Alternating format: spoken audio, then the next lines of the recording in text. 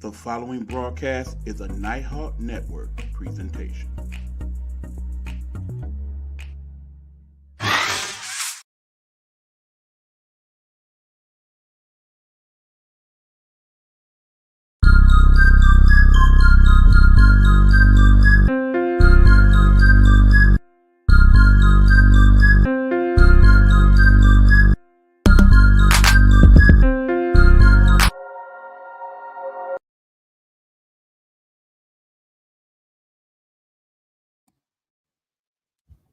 Good evening, everyone. It's your boy E Buck in the building, and I am the Nighthawk. This is the I Am Nighthawk slash Get Off This Lawn podcast.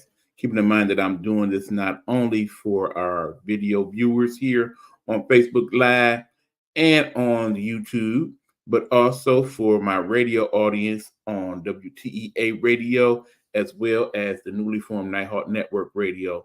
We are doing this broadcast for all of those outlets. And to our people on TikTok, we will start showing segments of the show on there as well. So shout out to you guys also.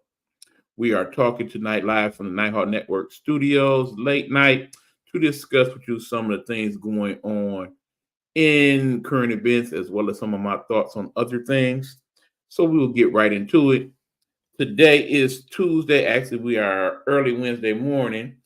So we are going to talk about some of the things that went on last few days. First and foremost, last night we had the vice presidential debate. I must admit I was actually surprised at how it went. Unlike most of the debates that we have seen in recent years, this was very civil. In an ideal world, if more debates were this way, I think we would get a lot more out of them than what we have in the past. Keep in mind, most of our debates in recent years, there's pretty much standard arguments of I don't like you, you don't like me, this is why, as opposed to dealing with any type of policy or having any type of feel for what type of candidate we're truly getting in terms of whoever we are voting for. Just a very civil discussion by both men, Tim Walz and J.D. Vance, in regards to their views of what the politics are and where they sit in terms of that. If these two individuals were the two individuals running for office, as opposed to Kamala Harris and, of course, the J.D. Trump, you know I don't like saying that man name. But anyway, if these two were the actual people running for president, it would be a very interesting choice as to who you would pick. I mean, my personal opinion, when it comes down to the two actual candidates, it's not even a choice at all. But these two actually represent what America could be in terms of how we get along and how we deal with our political differences. I feel like they were very respectful of each other. They definitely had points where they did not agree on what was said, particularly when it came down to the whole January 6th scenario and the verification of the election. And that's going to be an issue. Keep in mind, Donald Trump on numerous occasions now has pointed out in some of his rallies that he does not like how we have the current system set up to where you can not only vote in person, but also vote absentee ballot or vote early voting. He says as a model, he does not like that. I feel in saying that is a setup to what his argument will be to not verify an election if he actually loses the election. Keep that talking point in mind. We will probably bring it up again before the election fully goes into play. That being said, like I said, and listening to the debate, and I actually watched the whole debate. I did not intend to, but I actually was intrigued as to how it went overall. I definitely would say J.D. Vance won the overall debate simply because he seemed to be more comfortable in the discussion throughout the discussion than Tim Walz did. He clearly, Tim Walz was nervous early on, and it showed. You kind of got a similar feeling to what went on with the Biden thing when you were wondering if he was going to have issues with remembering things and cognitive functions and whatnot. But yeah, as he got more comfortable in the discussion, he was able to get his points across better and was good at counter punching to JD's punching in terms of what was being said and done there. Um, Truthfully, like I said, I really liked what we saw overall. Sorry about that. It was a bug in the studio. I got him. But anyway, yeah, like I said, in terms of the overall debate, I was intrigued in terms of the style of it.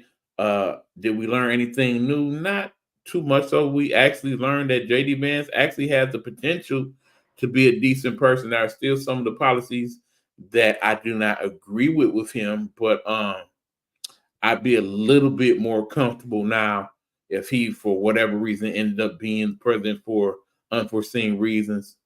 But in the end, I definitely would like the choice of Wall and Harris more so than that because DT is not even an option for me at all. At all. Can't do it. No way, shape, or form. But yeah, it does appear now that the people that question his pick for vice president maybe might rethink it a little bit after tonight's performance. But yeah, if I had to pick a winner, I think I would go with JD with a slight edge over Walls, but I feel like they both represented each other's candidate very well overall. Is it something that I would encourage you to watch? I say it'll probably be something on YouTube where you can see the highlights. Wouldn't hurt to see the highlights, but as a general rule, most vice presidential debates usually are not something that's much watched TV. I'm interested to see what the numbers will be for this one. Maybe okay, but yeah, not a lot of viral moments in this one, so I don't think we'll hear much about it. And it's pretty much probably the way it should go. In terms of vice president, oftentimes you should be seen and not heard. A little different now because, of course, the vice president, that is the current vice president, is running for office, so that's a little different. But overall, they did their thing. So that's my thoughts on the vice presidential debate. We shall move on. We got a couple big cases in the news, as you know, the continuing scenario that is Sean P. Diddy, Puff Daddy, Love Combs, and what's going on with that. More and more lawsuits are coming to the forefront. It makes sense. I mean, we pretty much have come to the conclusion that Diddy is on borrowed time. He is incarcerated and probably will continue to be for the foreseeable future. Basically, people feel like, okay, if Diddy did anything close to wrong to me, this is the time to speak up so I can get my cut of the monies because it's here to be divvied. He been out here wrong for a long time. Let some folks tell it, and it's time to cash in. So they say over 100 plus lawsuits have been filed. It's getting ugly. We said it would get uglier. It's getting uglier. Now, here, of course, is the continuing issue.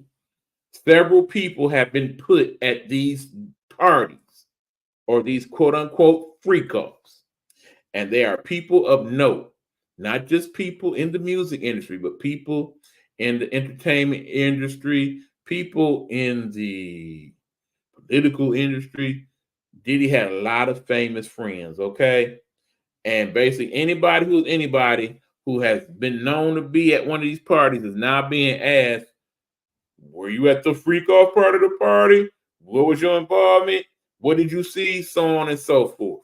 It's pretty much a standard question now for anybody who has been a known associate of Sean P. Diddy, Puff Daddy, Love Combs. Okay?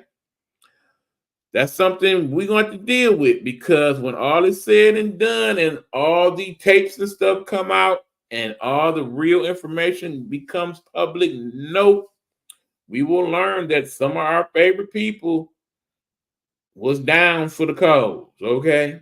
And maybe some of our favorite people was very, very intimate with Diddy, as some of the allegations lead you to believe that he is a person who loves all, literally all, men, women, all. Um, Good people, this is just a bad state of affairs, okay? Very hard to see this young man who was once a mogul and somebody that a lot of people looked up to now showing that he behind the scenes was not quite the person we thought he was. He, of course, is still maintaining his overall innocence in this matter. He is saying that absolutely I did not do any of these things whatsoever, and that you guys need to let this be. I am not this monster they paint me to be, and I will be exonerated. It's been said that he has been offered a plea deal, and he has flat out turned it down. Like, no, no, no, I'm not pleading a doggone thing. I'm innocent. I'm innocent, and I am looking forward to the day where I can prove that innocence in a court of law. So we will see what happens moving forward. Again, I will say it yet again. This gets uglier before it gets better. That is just one major case. Now, there's another case that has been brought to the forefront as last week, that's right, the current mayor of New York has been brought up on charges, y'all. Now, good people, this is a scenario I am familiar with, not because I have ever been or lived in New York, but because at one point in time, as a resident of Detroit, there was a mayor named Kwame Kilpatrick that was mayor of this fine city, and he too was brought up on charges involving fraud and things of a nefarious nature. Now, in this indictment for Mayor Adams of New York, said that he has accepted improper benefits. He has got some fraudulent monies for his campaigns from foreign entities and whatnot, and they have proof of evidence. Keep in mind, this is a federal case. Normally, when the federal government brings you up on charges, it's with the understanding they have the goods on you and that you is in trouble. Now, of course, the mayor is still currently doing his mayoral duties. He is not locked up. That is probably the correct decision. Keep in mind, I find it very interesting in these cases, depending on who you are and what type of power you yield, what type of money you have, determines whether or not oftentimes you are incarcerated or not. Again, we had that discussion when we talked about Diddy a couple weeks ago. Now, keep in mind, if the mayor is guilty, should he be on some type of bond or restriction or whatnot? That's the one issue. The other issue is, should he still be the mayor right now? Understand, he has not gone to trial. He has not gone to court. So because we are a nation that's supposed to be set up to innocent until proven guilty, we should not be having that end of the discussion. But when people know you have been taken to court, in the mind of some of those people, you already guilty, period. They have already prejudged you before you have been judged. It is the sad truth of the matter. It is what it is. But then, of course, we are living in a time where a presidential candidate for the office of President of the United States has been convicted of crimes, felonies even, and is still walking around free as a bird and still campaigning across this country as if nothing ever happened. So, should this be fair? Is it fair? Nah, it's not. But it's what we got, and that's what's going. So I'm curious to see what happens with Mayor Adams. Keep in mind, the governor of New York, based on the laws of New York, has the power to remove Mayor Adams from office if she so chooses. Will that be a decision she makes? There are several people in the legislative branch of the government and people of New York branch of government that are calling for his instantaneous removal and for him to resign and whatnot. He has said categorically he will not be doing that. Should that happen? I mean, the thing is this: if in the end they feel like they can prove he is innocent, then yeah, he should roll with what he's rolling with. If in the end there is any doubt that he is not innocent and he knows in the back of his mind that's going to transpire, then I need that brother to come off his high horse and no longer run one of the biggest cities on earth, one of the most powerful cities on earth, because he is dangerous for that government if he is not going to do right by those people. Plain and simple. So again, we will see what happens there. People have been a little bit under the weather this week, so that will come into play in parts of the show. One of them is now. So as I take a break, I'm gonna play some commercial messages. When we come back to the I Am Nighthawk, get off this one, I should say, show for October 1st, we will discuss other things of note and interest to me and hopefully to you. This is this show. I am me. I need this commercial break. Please allow me such, y'all. I shall be back after these commercials from my Nighthawk Network. Nighthawk Network, our voices for our people. We're not asking for your permission. We're not seeking your approval. We're claiming what's ours in the name of our ancestors. We are their answered prayers. This is more than a movement. This is a revolution. Black innocence. What are yours today?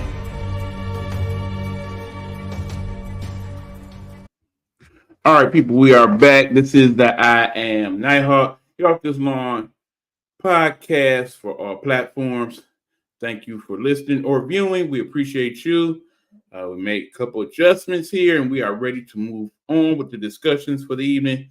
Our next item up for bids is a discussion about our school system. Now, recently, it's been pointed out that a study has been done, and based upon that study, we have learned, which should make no surprise to anybody, that students who attend school for the maximum amount of time that they can every year are 3 times more likely to succeed in said schooling and overall in terms of pass fail, reading comprehension, math, so on and so forth. In other words, the kids that come to school tend to be the kids that are the better students. Now, it makes sense to a degree because the assumption is that whatever school your child is attending is doing the proper job to educate your child. That is the assumption. Now, also keep in mind, we have national and state mandated reading comprehension tests, math skills tests, so on and so forth. In an ideal world, you would like all those tests to be equal and the same for all students in the United States. As we know, based on some of the bills that have been passed in the various states just in the last few years, that is not always the case, okay? All school systems are not created equal. If your child has been in one school system and now is another one because you felt like that school system was not offering what your child needed to succeed, you are not alone in that thought process. Remember, when people cite why they have moved from one community to another community, more times than not, one of the things they cite as a reason and rationale is because of the school system and how it would affect their children. Okay. That is a very real concern for most of the people of America who are parents, at least parents who actually care about their children.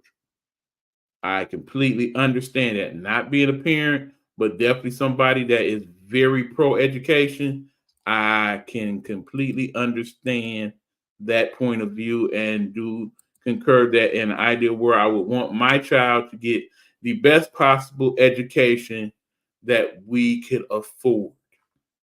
So let's dig a little deeper into this.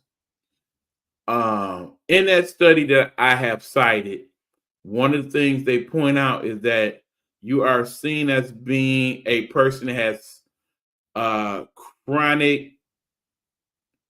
I'm trying to put the right words to it.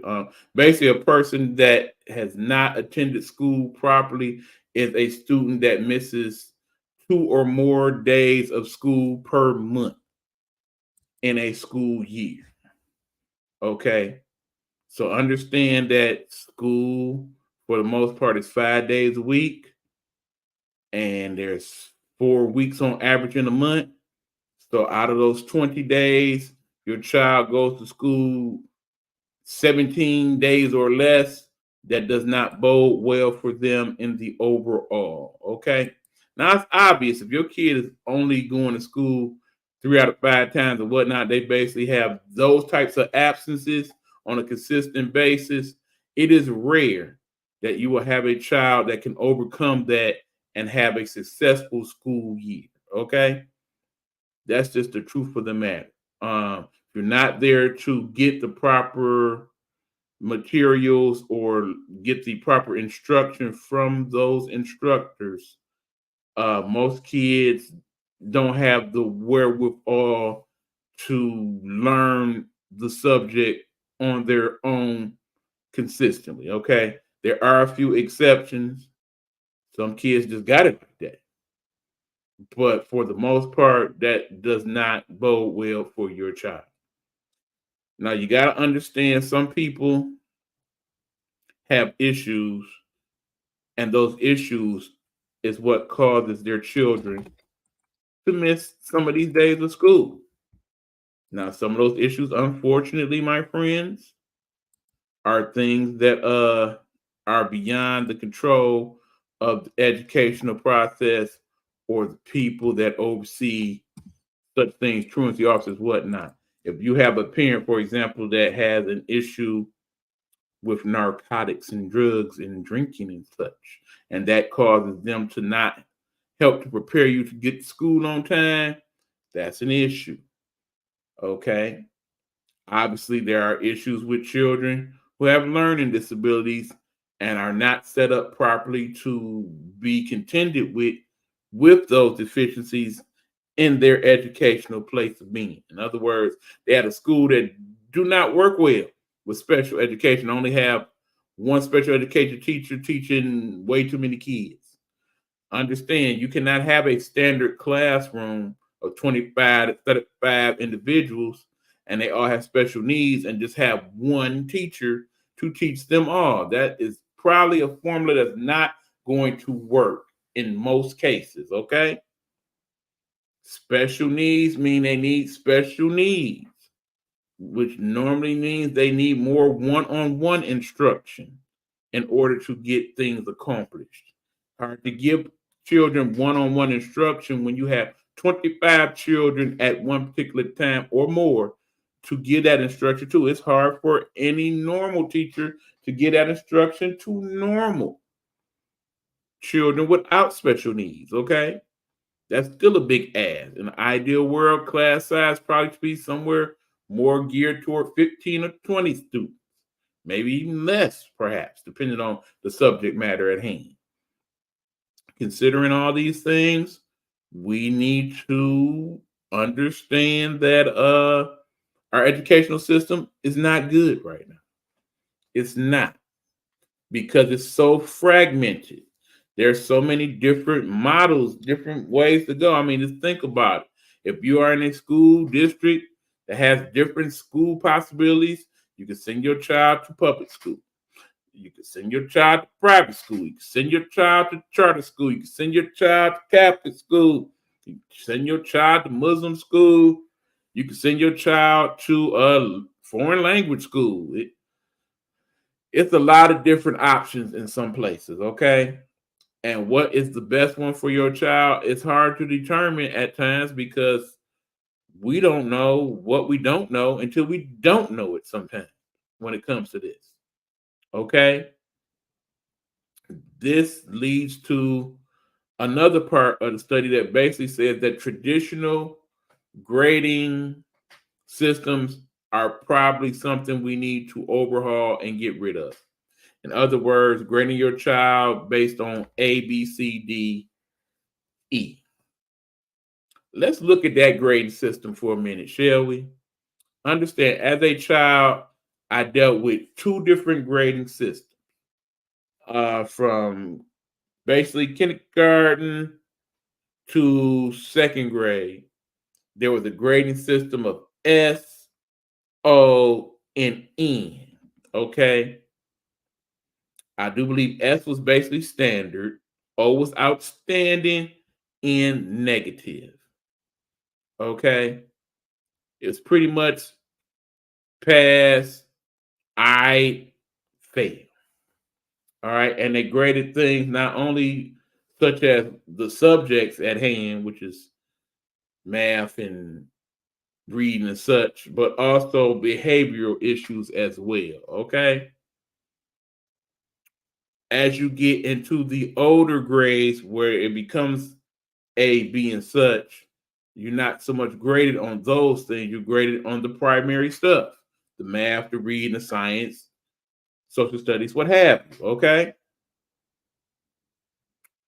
In the model before third grade, I don't know how much you get from that, but I think you get a better overview of what type of student your child is at that point than you do from the ABC grades, okay? Because understand it means different things to different people. Some people feel like in the grading system, there's A and then there's everything else, okay? A means you're doing everything in your power to do the best possible schoolwork that you can.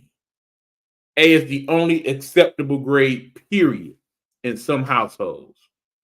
It was pretty much kind of that way here. Okay. So imagine my frustration when oftentimes I was getting all A's and maybe one B or one C. And as opposed to being happy with the A grade, the thing that was pointed out more so was what's up with this B? What's up with this C? Why you're not doing good in this? Why you do good in all that, but not this? That part. Frustrating, okay? I mean, to get all A's and one B, C, whatever, frustrating. At least it was for me. Some people that probably wouldn't have gave a smirk would have been very happy with some of the report cards I received as a child. But because my household was set up a certain way and Pat was running things, not a good dude. Okay. In other households, it's different. Some households, as long as you're getting A, B, C, you fine. Could care less. Only issue is D and E. Seen as the bad grades, okay? In some households, grades did not matter. In the end, are you passing? Are you moving on to the next grade? That's it. Felt that way because in the end, some of these people who were students themselves did not like school, did not care for school, understand that you have to go to school because it is a requirement by law that children go to school and be educated. So in the end, you got to do what you got to do, and I got to let you do what you got to do. As long as you come home and you didn't got the grades and we ain't got to worry about it, so be it. Now, in this day and age of not wanting to hurt kids' feelings and us being a little bit more, let me not use the word soft. You know, I'm thinking it. We want to be a little bit more considerate of people's feelings when it comes to how they are graded. This is part of why we're having this discussion. Let's be honest, okay? From my understanding of how A, B, C grades work, it simply is A is a full. Well, you know what? Before I go there, let's see if we can come up with an actual description of what ABC grading scale consists of. So we will use the power of the internet, okay? And let's see what it says. What is ABC in grading? According to this from the Land's educational documents, ABC grading includes A's plus A and A minus, indicates excellent performance. Okay? Excellent. Very, very, very good. B plus B and B minus indicates good performance. Good. Not excellent, but good. C plus C and C minus indicates satisfactory performance. You did enough to get it done. Okay? D plus D and D minus indicates less than satisfactory performance. Not quite good. Okay. And F indicates unsatisfactory performance with no credit. Okay. That is their definition of that. Okay. Now, first of all, I'm not a big fan of plus minus. Okay.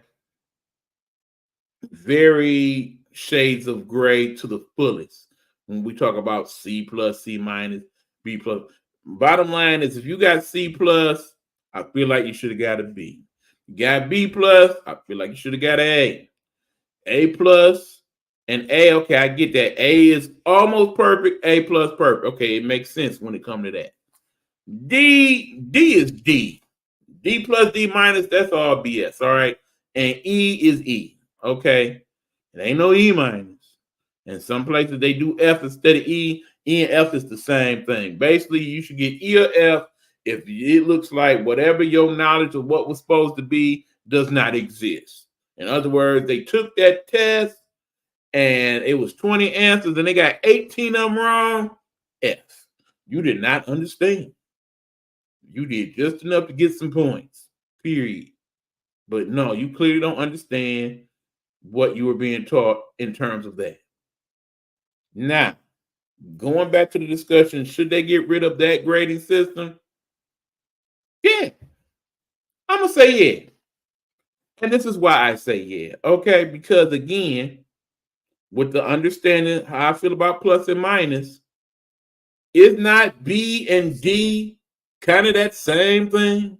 When you really look at it, understand. If you perfectly understand and may have got 1 or 2 out of 20 wrong, that's an A. You understand it well enough to where I could say, yeah, you understood what fractions were. Okay, for example. If you get a C, that means you got majority of them right, maybe 14 out of 20, enough of them to where, okay, I'm looking at it. Yeah, you can still work on this some to be better at it, but you do have a basic understanding. B would mean you got a few more of those right. D would mean you got a few less of them right. In the end, that part shouldn't matter. All right. Either you understand it, you kind of understand it, or you don't. In my mind, that's A, C, or E, or F. Okay. No B, no D.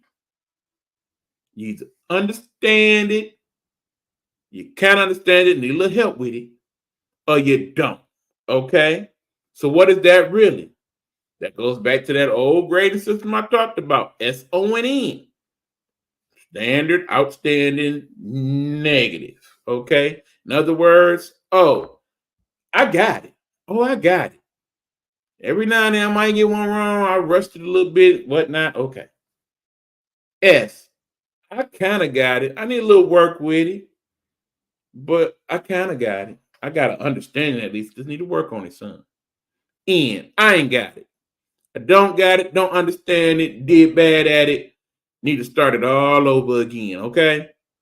1, 2, 3, very simple, very standard, okay? Either you know it, you kind of know it, need some help to get to know it better, or I don't know it at all. There your grading system. Flat out, plain and simple, to the point, okay? Particularly when you get to the lesser grade and upper grades, okay? You know it, you kind of know it needs to work, or you don't. Now, here's the thing. Because we had a standardized test and you are required to know a certain amount of things to be considered in that proper level, 3rd grade level, 7th grade level, 10th grade level of math, reading, and comprehension, then the goal should be, okay, this is what we're learning. Here's who got the A's. You good. Okay?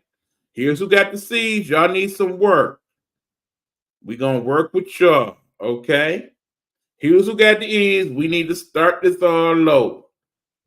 All right, now let's go into the whole school year. Keeping in mind that no one teacher can sit down 25 students and deal with a classroom like that. Considering that there's the model that, okay, some classes grade on a scale, what have you. Forget all that. Let's just say you got 25 kids. The vast majority of them is in that C range where they understood but didn't quite get it fully. Okay? The thought process is you should not be penalizing the people that know it already by having them revisit the lesson again. Nor should you just skip past the people that don't know it at all and just kind of lump them back in with the others and hope they pick up on it. What do? If we're going to consistently have 25 and 30 people in a class, I think the ideal thing to do would be have multiple teachers. But because teachers already, as a whole, do not make enough money, of course, adding additional teachers is not going to happen. Some school districts don't have enough teachers now. And for those who do have enough, that don't necessarily mean they're the most qualified of teachers. Some people know enough to teach. Some people are actually great educators. There is a difference. Again, I say it. There is a difference from being a person that is a great educator and is helping people learn to a strong degree, and people who are just basically glorified, paid babysitters of our children. There are differences between the two, and both entities absolutely exist in all school districts. No doubts in my mind about that. Okay. So again, when we get to talking about the grading system, does it need an overhaul? Yes, because in the end, the goal should be to have every child have the best understanding possible of whatever the lesson is they are being taught. Okay. Yes, because the school year and school hours are set up the way they are, we can't sit and wait for every child to get all A's on everything. That's just not feasible, okay?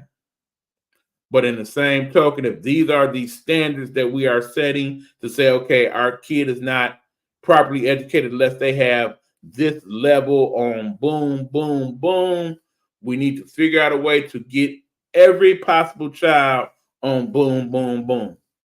Understand some things you just not gonna get a work on, okay? Some things are just beyond the understanding of some folks, okay? Like I said, I did not receive all A's as a child. Most of us have that in our holster. Most people did not get all A's, okay? I got more A's than most. So I had a pretty good understanding. But then as I sit here at age 53, about to be 54, Lord willing, another month, I do understand that the things I did learn in school are not necessarily things that I know now. All the things that I was taught in school, I have not fully retained. And I most safely assume most of us are in that boat, okay? Where we learned some things at the time and was good at it, but now not so much. Not to mention the fact because the educational process is constantly evolving, the things we learned in school are things our kids are not even required to learn or learn on an entirely different level. The new math, as I call it, crazy. Putting things in boxes and all of that. There's a time where basically you can come to me and be like 36, and I can tell you 9 times 4 is 36. 6 times 6 is 36. 12 times 3 is 36. And these are all things off the top of my head, mind you. Basic shit A, 36, and it's like, okay, I need my box, and I got to put this box 3 here and the 6 here. And anybody got time for all that?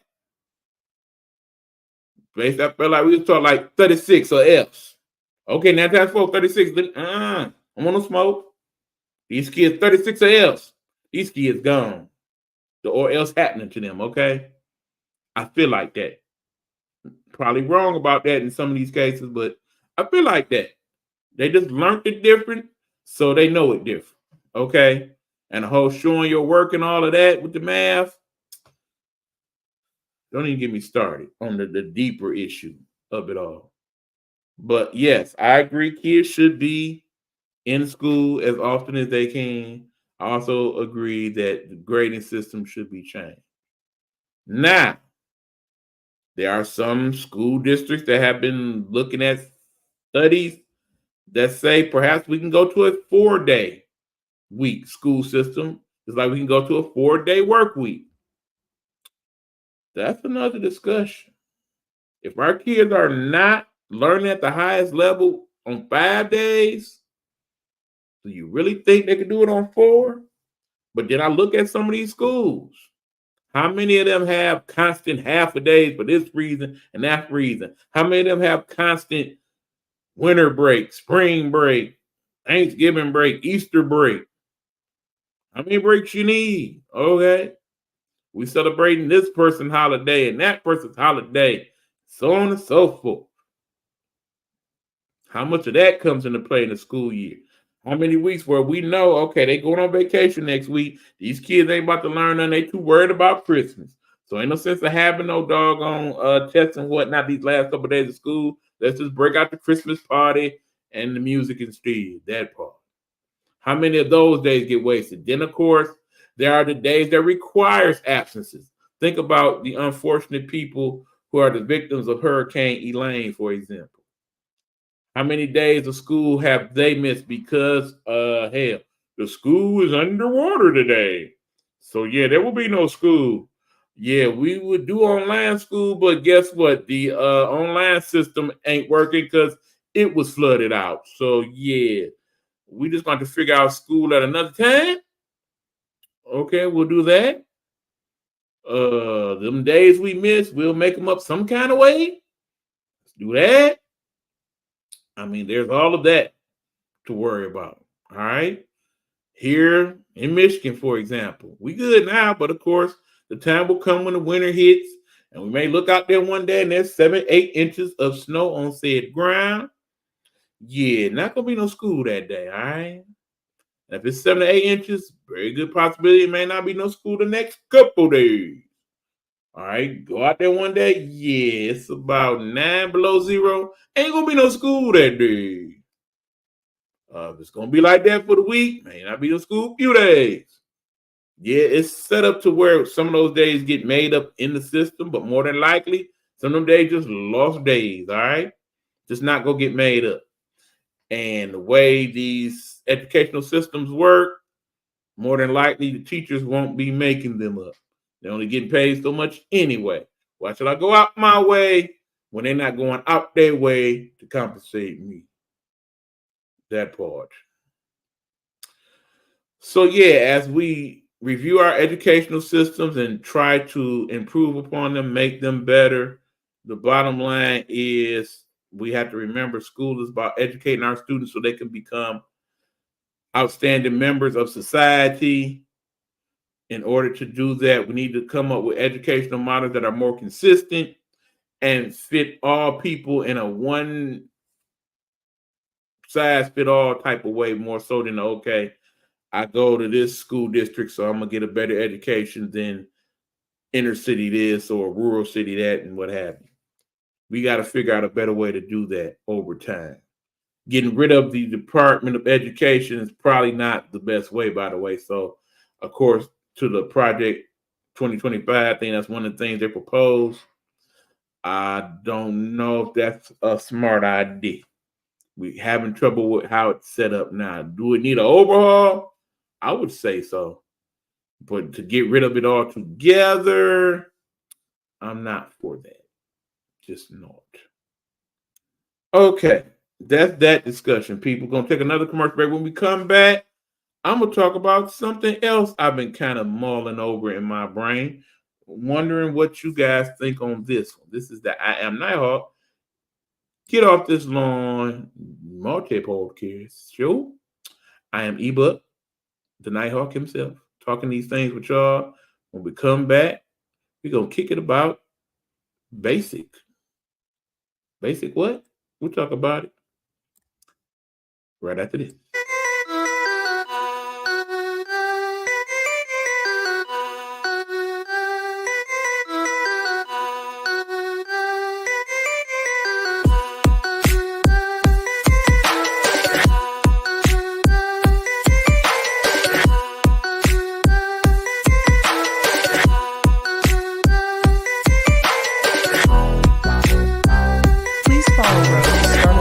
On Blog Talk Radio or where most great music podcasts are located.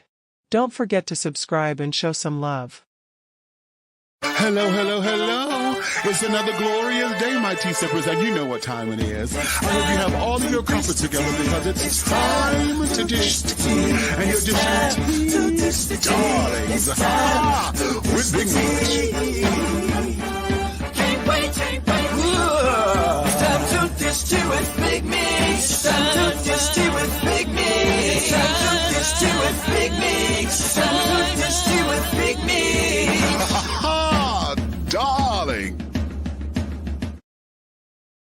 Yes, please check out Dishing Tea with Big Meats. You shall find that on the Dishing Tea with Big Meats YouTube channel, as well as Demetrius Big Meats Taylor's Facebook page. You can also find that on the Nighthawk Network informational page where we broadcast that show weekly when he has it. Shout out to Big Meech, also the proprietor of WTEA Radio, where you will find episodes of that show as well. You will also find me over at WTEA Radio doing this show, as well as the show known as the Chill Zone, where we play some classic R&B type tunes from now and from back in the day. Check out my alter ego DJ Eric Nighthawk doing his thing with that show over there. In the meanwhile, we are here doing this show that I call I Am Nighthawk. Also, get off this lawn. Got the dual thing going this week. We are talking some of the things on my biscuit, in my mind, seeing if you feel the same way or giving you some thoughts to think about in regards to it. Going back kind of to that thought process on the educational system, it made me think about something. The vast majority of the people who live in this country fit into two categories: middle class or poverty line. In other words, they make $75,000 or less. Okay? The vast majority of people in this country are there. Then there are, of course, the 1% and 2% that make $250,000 a year or more. That is that category, okay? Understand, over 360 million people that we know of currently reside in this country. Of course, going into the people who are legally here that more people have a problem with than I realize in talking to people. I'm clearly in the minority on that. A lot of you do feel like people coming into the country illegally is a huge problem that we should be concerned about more. Okay, so it's not just a boogeyman thing. Y'all really feel some type of way about it. For those who are on the Democratic side, that's something you definitely need to pay more attention to because it is an issue with folks. Back to the discussion. We need to understand moving forward that when we educate our kids, and yes, we tell them the inspirational, you can be anything you want to be, anything you dream of. Just put your mind to it and make it happen. That's true to a degree. To a degree. Now, understand, we live in a country where 60% of the country is predominantly white and 15% black and 18% Hispanic, so on and so forth. Because our country is set up a certain way, certain things just not going to happen the way it's preached to us, okay? We need to have some realistic views, all right? Does that mean give up on your dreams and just accept certain things? Not necessarily that. But what I am saying is we need to gear our mindset to understand that most of us the vast majority of us in this country are just going to be basic person A. Now, in saying that, some people, they hear that like, oh, no, but don't tell people that. That's some bull, bruh. That's you not having no, what you on, E? What you on? Don't tell people that. Yeah, I understand this is America, and we've been brought up to have the great American dream of getting all type of money and living and having a mansion and yacht and all that. For some people, they have made that happen. Some people, it was very easy because they are going on generational wealth and they just following the model or basically advancing on the successes of their ancestors. For other people, because the opportunities are what they are, they set up to succeed in that way beyond a shadow of a doubt, no matter what happens. For others, it is a pipe dream and it is never happening, and you foolishly thinking about it. And for the middle, there's the middle.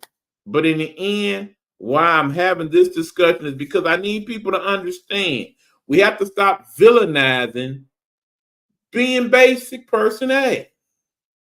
Because if not for basic person A, this would not be the America that we know.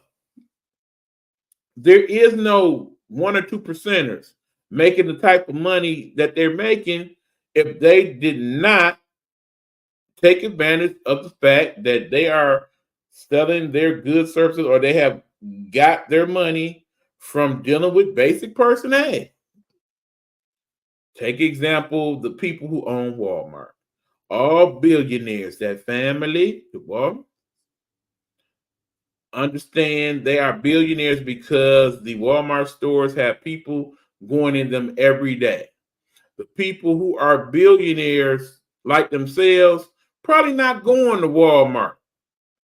There may be a few exceptions. There are those people that are a little eccentric in that way or kind of want to remember where they came from because they're a billionaire now, but back in the day, they was not.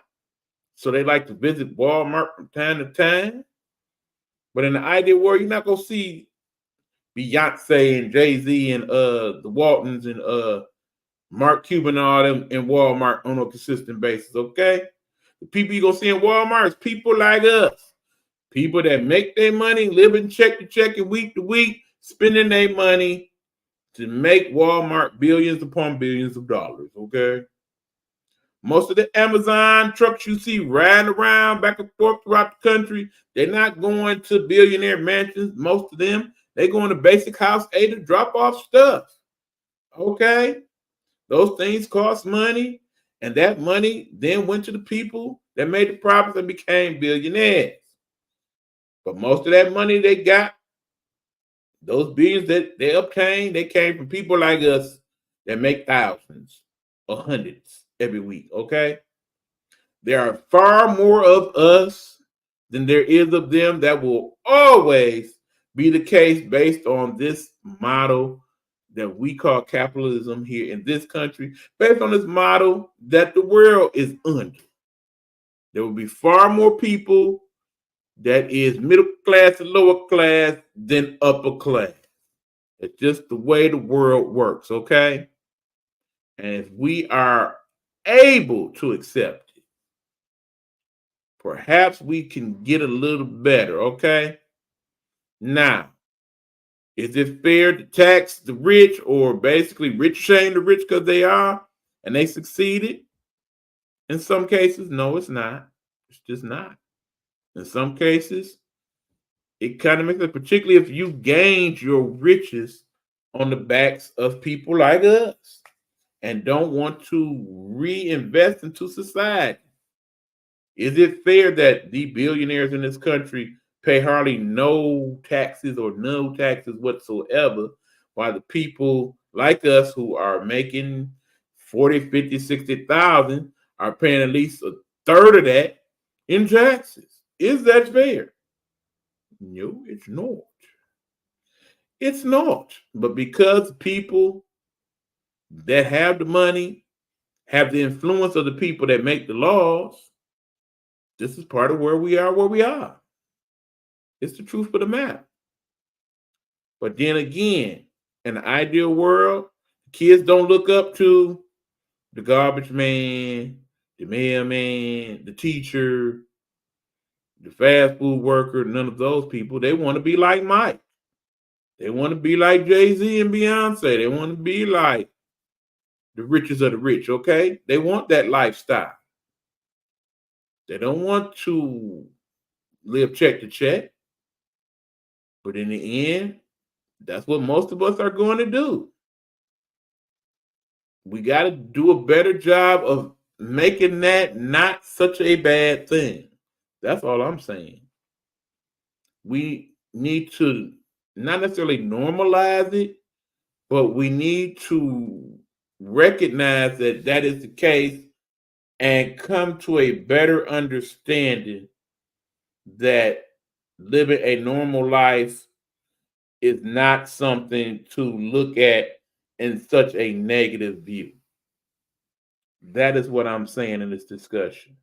So as you sit here looking at your life right now and understanding where you are financially, mentally, physically, in terms of your family and all of that, if you feel like, yeah, if I just hit that doggone Mega Millions one good time, that will resolve everything, and we good out here. Understand that there are just as many people that have money that are not happy as people who do. Okay? More money, more problems is not only a song, I do believe it's a thing. If you think about the type of money you really want to have to do anything you want to do, part of it will be, okay, I got this money to do things, but I also have to figure out a way to keep this money to do things. And then there's all the other people involved in said money, okay? It's not like people are just going to drop a few $100 million on your lap and now you do what you want to do, not worry about taxes or people working for you, so on and so forth. It's a whole different set of problems that you would have if you had that type of money that you should consider when you say those things and have that dream, okay? So yeah, some people are basic person A now and will move on to be a greater thing later on down the line. Some people are good now and gonna be worse off later. It's just the way the world is set up. And we need to figure out ways to contend with our life circumstances in a way to where it's not seen as such a problematic thing or seen as more of a failure thing. Okay. That's all I'm saying on that. Just something to think about. Okay. I probably got a more thought out way of looking at that and may revisit that subject later on down the line. But that's kind of where I'm at with it now. And where we at with it now is the end of the show. This is to Get Off This Long. I am Nighthawk Pacho.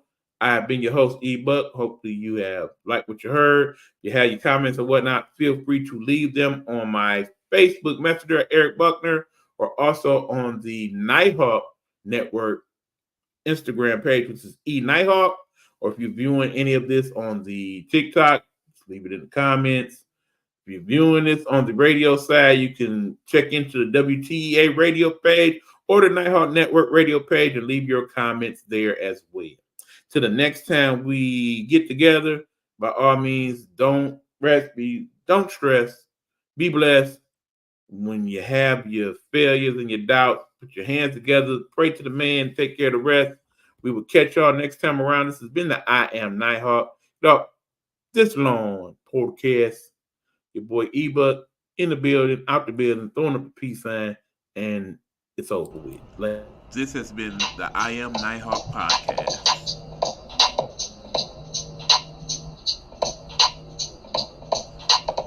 A Nighthawk Network presentation.